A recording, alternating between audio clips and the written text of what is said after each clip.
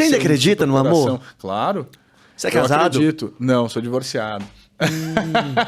Mas eu não deixei... Me explique mais, mas você continua acreditando. Não deu certo ali, vou continuar tentando. Não deixei de acreditar no amor, porque eu acho que a gente, desde sempre, eu acho que e é disso que a humanidade precisa. A gente precisa do amor mesmo, de levar todas as coisas com amor. Se a gente leva com amor, com compaixão, com entendimento, com compreensão, a gente tem a tendência de tornar um mundo muito melhor do que o que ele é. Né? Porque a maioria dos problemas acontecem justamente pela ausência de amor. Sim. Né? Então, assim, intolerância em todos os sentidos, né? Na religiosa, em educação, enfim. A gente, nesse momento, a gente está na ausência do amor. Mas se a gente acredita no amor e vive nele, a maioria desses problemas eles passam a não existir mais. Só que para a gente chegar nesse ponto, a gente precisa entrar muito lá no seu íntimo para entender que o amor está dentro de você.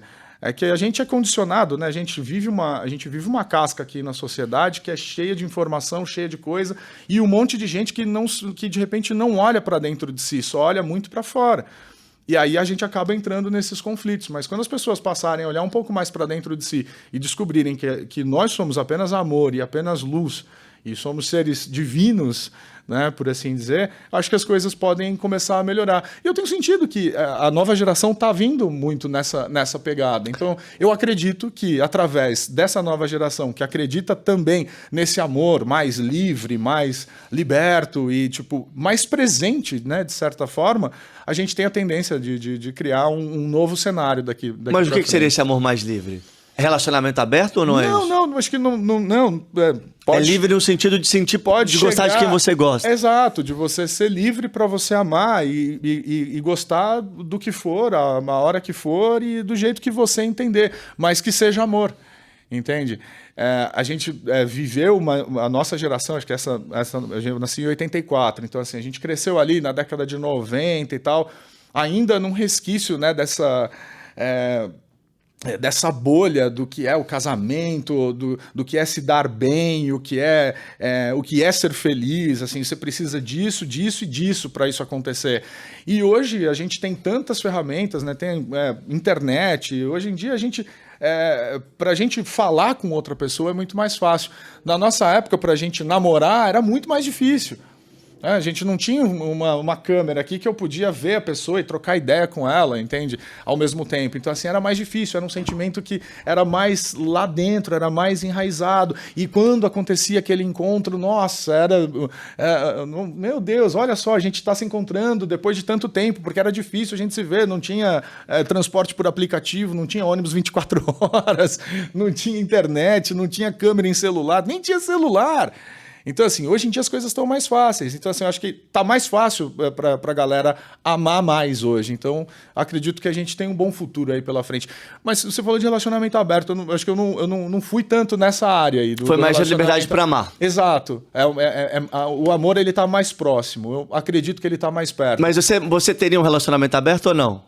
Você já parou para pensar nisso? Porque andei pensando, sim. Acho que também devido a esses processos de separação e tudo mais, e de tentar entender, né, o porquê que a gente está se separando, o que está acontecendo. Não existe mais amor entre nós? O que está acontecendo?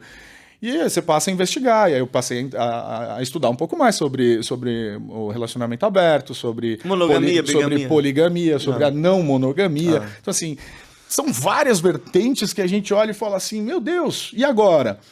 No fundo, eu continuo acreditando na minha vertente, que é a vertente da monogamia, de um relacionamento saudável, sincero, honesto e heterossexual.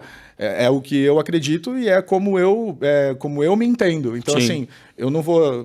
Não é porque a gente está numa geração que está chegando aí com tudo, numa liberdade extrema, que, nossa, eu vou mudar os meus conceitos e os meus princípios. Então, assim, a gente respeita, né, tudo que está acontecendo e a gente espera que todos também respeitem a nossa decisão e a nossa escolha, né?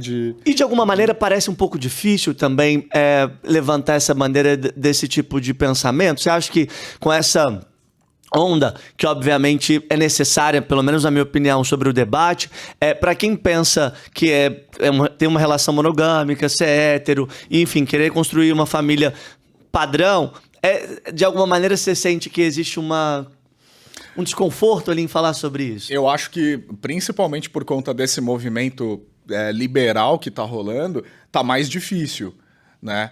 Mas ainda existem pessoas que pensam assim. Mas está mais difícil. E é mais difícil a gente trocar ideia sobre isso, porque tá tudo muito livre, né? E parece que as pessoas também não estão muito afim de compromissos, né? Porque para você conseguir esse compromisso, para você chegar nesse compromisso, existem algumas regras que precisam ser cumpridas. E muitas vezes isso entra e bate de frente com o machismo, com o feminismo, com várias questões. Então as pessoas estão preferindo se blindar e falar, não, cara, eu prefiro viver minha vida sossegado, sem nada e sem ninguém, e curtindo tranquilo, e quando tiver de acontecer, vai acontecer, do que ficar tentando um relacionamento que vai me trazer vários outros problemas, como ciúme, possessividade, como libertinagem, liberdade, que tem muitas confusões aí que acontecem, né, entre o que é a liberdade, o que é a libertinagem, o que é o amor, o que é a paixão, o que é o ciúme, o que é a proteção. Então, se a gente parar para ir a fundo dentro dessas questões, a gente vai encontrar uma série de conflitos. Então, assim, é por isso que está mais difícil. Mas você se define talvez um pouco mais careta, então, para isso?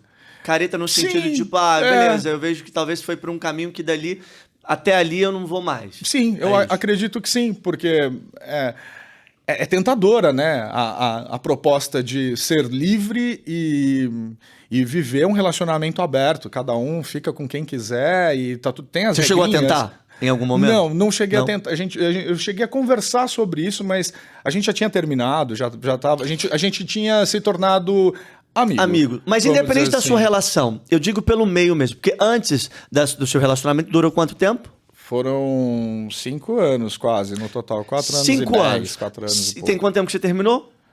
Já 1 ano. 1 ano. Então a gente tá falando de 6 anos, você tá com 37, até 31 anos, 30 anos, você tinha uma vida com outras... Eu tinha uma visão completamente diferente. Quando eu comecei o relacionamento, eu tinha 30 e... Quase 31.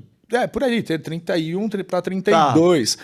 Eu estava começando o meu processo de autoconhecimento, eu estava começando a entender o que era meditação, o que era xamanismo, o que era autoconhecimento de uma maneira geral, e as coisas estavam se encaixando. Foi ali onde eu parei de beber, onde eu parei de fumar. Então, assim, as coisas estavam se encaixando. E depois, né, eu conheci a minha ex-esposa. Então, assim, naquele momento eu estava ainda num processo de construção. E depois desse tempo todo que passou, eu entendi, tipo, eu fui para um lado, eu vivia um extremo, eu vivia o lado A do disco, e aí quando eu passei a viver o autoconhecimento, eu passei para o lado B. E agora eu estou encontrando o caminho do meio para fazer a junção dessas duas coisas, desses dois caminhos e seguir um melhor norte.